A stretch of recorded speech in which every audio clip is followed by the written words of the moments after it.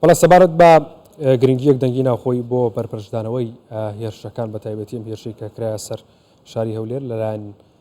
ئێرانەوە. بەڵێن عەبدوڵڵا سکرتێری حیزبی زەحمەتکێشانی کوردستان لە ستۆدیۆ لەگەڵمانە. کاک بەڵێن سپاس بە ئامادەبوونی بەڕێستان، خۆشحاڵم کە ئەمڕۆ لێرەی. کاک بەڵێن وەکوی لە خۆپشاندانەکە ئێستا بینیمان خۆپشاندان لە دۆک بەڕێوە چوو خەڵکێکی زۆر پێکەوە بەشداریان کردبوو کاتێک کە پێشووتریش لە هەولێر و لە شار و شارۆچکەکان بەڕێوە چووە، کاتێک کە موشەگێت کەس ناناسی پارتی یەکێتی ئیسلامی ئۆپۆزیسیۆن هەموو یەکاتە ئامانج هەموو یە بێتە قوربانی. باشە گرنگ نییە ئێستا کورد یەکدەنگ بێ، ئەم یەکدەنگ نەبوونە حیزبەکان بە تایبەتی واناکات زووتر زەفەر بە هەرێمی کوردستان ببرێ. زۆر سپاس بۆ بینەرانی کوردستان بیسار، زۆر سپاس بۆ ئێوەش کە ئەو دەرفەتە دروست کرد بۆ ئێمە لەو کاتە هەستیارە بێن سەبارەت بەو بارودۆخە ناخۆشەی کە بەسەر هەرێمی کوردستان داهات و توێشتان لەگەڵ بکەین. دیارە بە تاکید هەر لە ئەنجامی ئەو هێرشە ناڕەوایی کە کرا سەر پایتەختی هەرێمی کوردستان و ماڵێکی مەدەنی کرا ئامانج، تەنها ئەوە نەبتە هۆکاری یەکدەنگی و یەکڕێزی و بەیەکەوە ئیشکردن. بە تاکید کاریگەرێکی گەورەی دەبی لەسەر ئەو پرسە، بەڵام ئێمە پێمان وایە بارودۆخی منتیقەکە بەگشتی بارودۆخی دنیا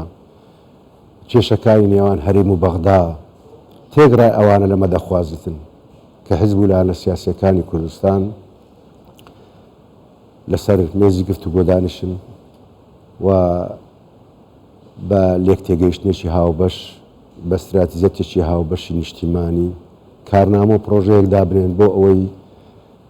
لە بەرامبەر هەموو ئالانگاریەکانی کە ڕووی لە منتیقەکە و لە عێراق و لە هەرێمی کوردستان کردووە ئامادە بن. ئێمە دەمێکە ئەو پێداگیری لەسەر ئەوە دەکەین، دەمێکە پایانمان بۆ هەموو لایەنە سیاسیەکان ئەوە بووە و لە ڕابردووشتا ئێمە پرۆژەمان تەقدیم کرد بۆ هەموو لایەنە سیاسیەکان. ساڵێک پێش ئێستا ئێمە دەرکمان بەو مەترسیانە کرد بۆ کە لەسەر هەرێمی کوردستان هەیە بۆ ڕەوانەوەی ئەو مەترسیانە، بۆ ئەوەی کە ئێمە بتوانین بەرەنگاری ئەو پلان و نەخشانە ببینەوە کە بەرامبەر هەرێمی کوردستان و قەوارەکەمان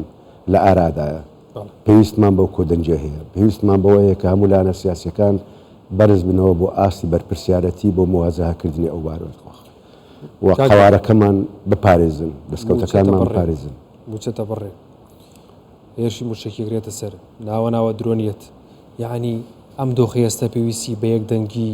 حیزب و لایەنە سیاسیەکانی کوردستان نەبێ، ئەی چی پێویستی پێێتی خۆکەیەت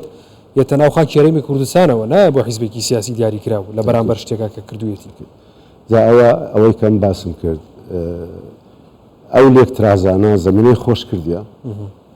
ئەو لێکترازانە ئەو لێکتر نەگەیشتنە ئەو پەرتەوازەیە کە ئێستا هەیە زەمینەی خۆش کردیە بۆ نایەرانمان و ناهەزانمان کە زیاتر ئیش بکەن لەسەر لاوازکردنی قەوارە هەرێمی کوردستان. هەر لە ماوەی ساڵی ڕابردوو لە ڕێگای محکەمەی ئیتیحادیەوە چەندین بڕیاری نادەستوری نایاساییان بەرامبەر هەرێمی کوردستان بەسەر هەرێمی کوردستاندا سەپاند. یەکەم جار دەستیان برد بۆ وشکردنی شادەماری ئابووری ئێمە کە نەوتەکە بوو و غازەکە بوو، دواتر هاتن پەرلەمانی کوردستانیان هەڵوەشاندەوە، خۆمان تەبریرمانداوە، خۆمان بیانوماندا. بەڕاستی ئەو بارودۆخە ئەگەر بەو پەرتەوازەیە تێپەڕبی لەوانەیە نەخشە و پلانی گەورەتر و مەترسیدارتریان بەدەستەوە بی. بەڕاستی دەبی ئێمە بیر بکەینەوە کە ئایندەی ئەو وڵاتە بەرەو کوێ، ئایندەی وڵاتەکەمان بەرەو چێ، دەستکەوتە دەستوریەکانمان بەرەو چێ. لەبەرەوە پرسیارە ڕوبەڕووی هەموو لایەنە سیاسیەکان دەکرێتەوە، هەر کەسێک خۆی بدەستەوە لەبەر پرسیارەتی لە بەرامبەر ئەو بارودۆخی کە هەرێم ڕوبەڕووی بوویتەوە چ لە قەیرانی داراییە، قەیرانی سیاسیە، کێشەکانمانە. بەڕاستی خۆدزینەوە لەو ئەرکە مێژوویە لەو بەرپرسیارەتە چارەنووسسازە دەکەوتە بەر بەڕاستی دەکەوتە بەر نعلەتی مێژوو. بۆیە کاتێتی جارش کە تاکید بکەینەوە کێشەکانی ناوخۆمان ئەوەندە گەورە نین دەرەقەتی نێن، کێشەکانی ناوخۆمان ئەوەندە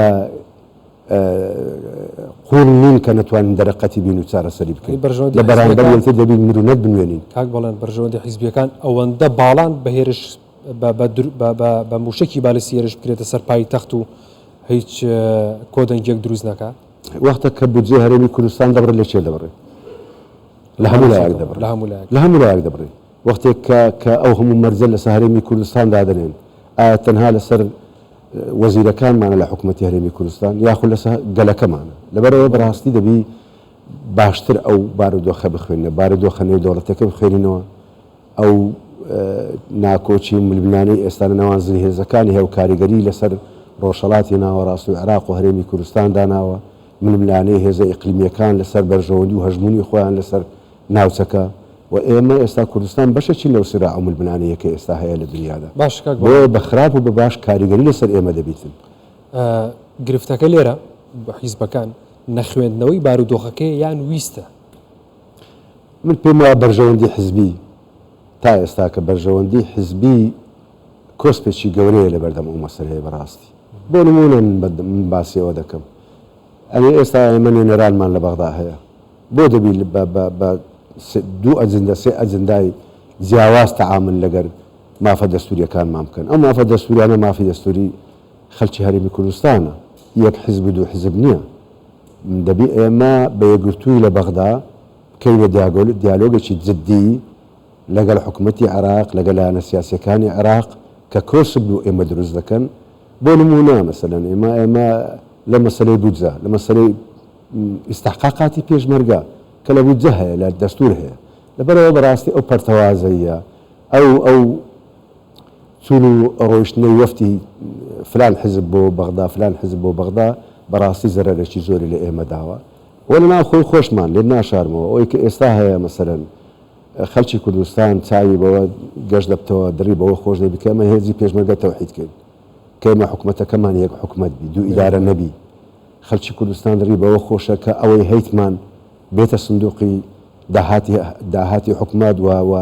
بتوانین دەرەقەتی ئەو بارودۆخە بین تەدابیرمان هەبی بۆ قەیرانی داراییمان بۆ موچەخۆرانمان بۆ بێکارەکانمان بۆ تازیرەکانمان بۆ تەندەرەکانمان ئەو مەسەرانە تاکە ڕێگا ئەوەیە کە لایەنە سیاسیەکان بێنە سەمێزی گفتوگۆ هەم بۆ چارەسەری کێشەکانی ناوخۆمان هەم بۆ چارەسەری کێشەکانی دەرەوەی هەرێمی کوردستان بە یەک پرۆژە و بەرنامەی یەکگرتوو بچین لە مەیدانەکە ئەجینا ئەمن بەڕاشکایی دەڵێن مەترسی گەورەتریش بەڕێوەیە چی بکەین بۆی کەم مەترسیانە نەگەڵین چی بکەن من پێم وایە دەبی یەکەم شت دەبی لایەنە سیاسیەکان ئەوانەیە ناو حکوومەت و دەرەوەی حکوومەتیش چونکو بارودۆخەکە و قۆناغەکە ئەوە دەخوازیتن کە ئێمە نابێ حسابی ئەوە بکەین چێ لە دەسەڵاتە و چێ لە دەرەوەی دەسەڵاتە ئەو ئەرکانە ئەرچی هەموو حزب سیاسی ئێمە وەکو حزبی زەحمەتشان خۆمان بە خاوەنی قەزیەکە دەزانین دەستینە ژێر بەرپرسیارەتی ئەوەندە دەکەوتە ئەسۆی ئێمە لەبەرەوە بەڕاستی دەبی لەو قۆناغا هەموو لایەنە سیاسیەکان بەیەکەوە بکەن لە گفتوگۆی جددی چۆن ڕوبەڕووی ئەو پلان و ئامەرانە دەبینەوە چۆن لە ئەگەری ئەلەنگاریەکانی داهاتوو دەڕوانین دەبی نەخشە و ڕێگامان هەبی دەبێت بە یەک پرۆژە کار بکەن بە یەک کارنامە کار بکەن ئەجینا بەداخەوە ینی ئەمە زۆر جار گوتمانە کێشەکان قەتیس کراوە لە نێوان پارتی وێچێتی کە ئێمە بە هەڵەیەکی گەورە دەزانین یعنی ئەگەر هەموو کێشەکان گرێدرا بە بینی پارتی وێچێتی کۆ دەبنەوە پێک نایەن پێکاتن